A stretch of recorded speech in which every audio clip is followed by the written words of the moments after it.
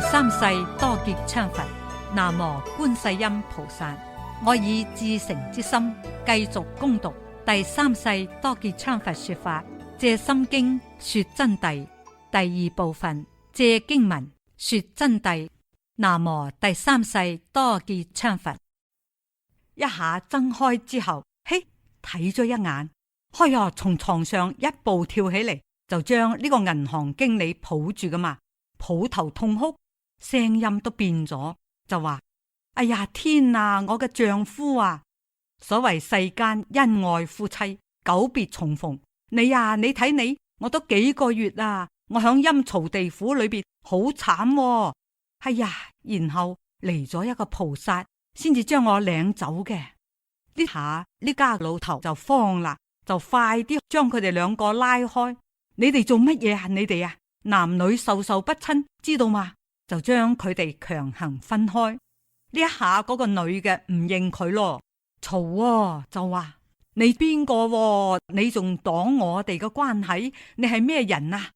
哎呀，呢個銀行經理慌啦，睇佢認唔得呢家人，就話：呢個你叫爸爸，嗰個就係阿媽。誒，佢唔嗌，佢盯住佢話：我同佢哋有咩關係呢？憑咩叫佢哋為父母啊？莫名其妙嘛，我唔制。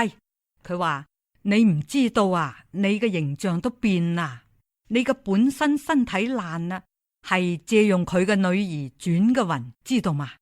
哎呀，呢個老頭講話唔得唔得唔得，我呢個女唔能俾你嘅，開又反悔啦。呢下當時就拉扯起嚟，嘈起嚟啦。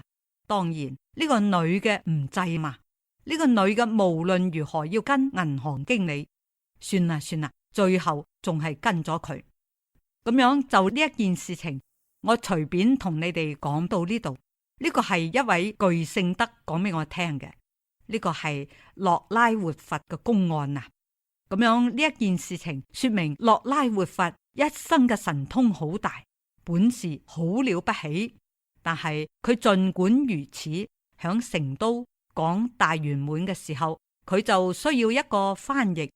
當時呢，大家就話兩個翻譯最好，一個就係陳建文，一個就係呢個微紅大師。嗰個陳建文呢，學法普通，嗰個微紅大師呢，學法高深，兩個響翻譯方面都有把握。洛拉活佛話：乾脆咁樣子，就將呢個學法高深嘅微紅嗌嚟，嗌佢嚟同我作翻譯。當然，洛拉活佛嗌佢嚟作翻譯係理所當然嘅。咁大嘅大活佛嘛，叫一個漢人居士，嗰個太簡單啦。點知道去嗌咗之後呢，微紅大師哈哈大笑，坐響凳上就哈哈哈嘅笑呵。嚟人嘛，你笑乜嘢呢？洛拉佛爺法旨下到，你唔跪接仲敢狂笑？微紅大師就話：笑乜嘢啊？你翻去同洛拉講，根本冇稱洛拉活佛，乜嘢佛爺哦？佢話你翻去同洛拉講，佢同我當翻譯都冇資格。開喲！當時呢個弟子聽到嚇親啊，一面走一面鬧微紅。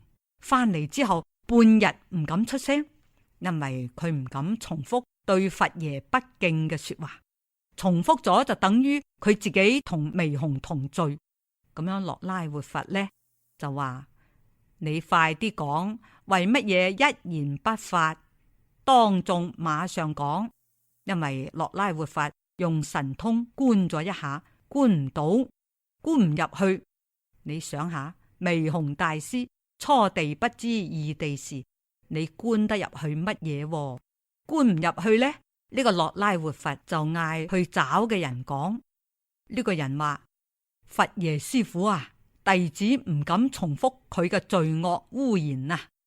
哎呀，微紅大師呢個狂徒驕傲無比，就鬧師父你老人家，講話你同佢當翻譯都冇資格嘅，話你係個乜嘢東西，只配揾嗰個小妹仔陳建文去吧。哎呀，呢一下子洛拉活佛當時一下就震驚啦，佢點樣敢咁惡呢？當然佢亦知道微紅大師係精通佛法嘅，既然都能翻漢藏兩地嘅佛法咁圓融，肯定懂啲佛法嘛。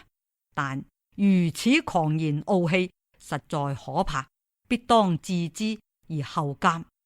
當時諾拉活佛就地就入定啦，就入光明定，馬上駕光明元氣神色外出，直接從頭頂出嚟就去偵察，大概10幾分鐘偵察咗翻嚟，諾拉活佛出定啦。當時因為佢喺度講法嘛，所有在座嘅弟子都在場，佢喺度教佢哋傳佢哋法。佢出定之後話：哎呀呀，係呀，我確實冇資格同微紅大師作翻譯啊，真係大菩薩啦，失敬失敬。馬上就從座上落嚟，就對微紅大師嘅方向頂咗3個禮。呢個就係諾拉活佛嘅情況。我響今日要對在場嘅同學們和今後聽聞我講嘅發音嘅佛弟子們講，務必要注意一件大事。當今末法時期，妖人邪師遍布世界，所以冒稱大菩薩嘅太多啦。實際上佢哋除咗借用乜嘢某派傳承、某大法王、大喇嘛認證嘅法台，實際上根本冇實際嘅本事嘅。講穿咗就係冒牌嘅假貨菩薩，迷惑世人幾十年嘅凡夫騙子而已。就係微紅大師咁樣嘅等級，亦最多不過係一個菩薩，而且係最多10地菩薩了不起啦。乜嘢大摩訶薩根本唔係咁樣一回事。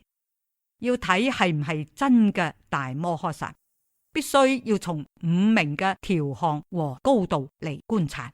呢個係釋迦牟尼佛響經中明講咗嘅。菩薩當從5名中得，同時仲要睇性正量。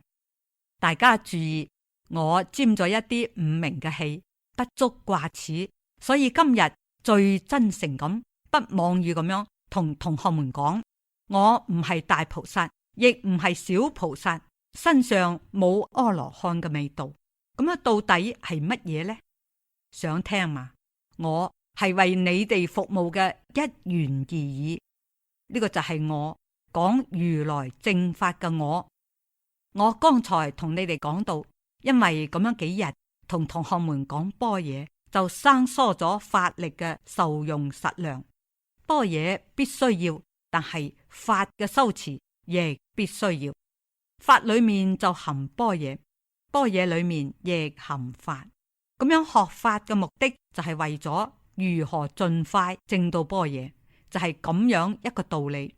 所以學佛法夾咗沙，你哋能學會佛法嗎？不能學會嘅。講到呢度，我仲係同同學們講，唔係話我講咗佛法，上師就了不起。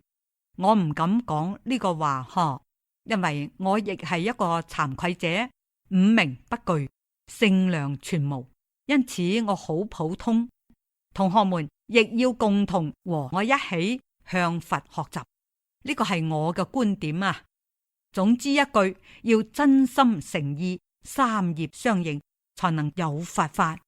有一點我必須說明，我雖然5名不具，聖量皆無，但係我講嘅佛法決定完完全全代表住觀世音菩薩嘅真經心水，所以你哋要真心修學，一定會成就福慧，最終解脫。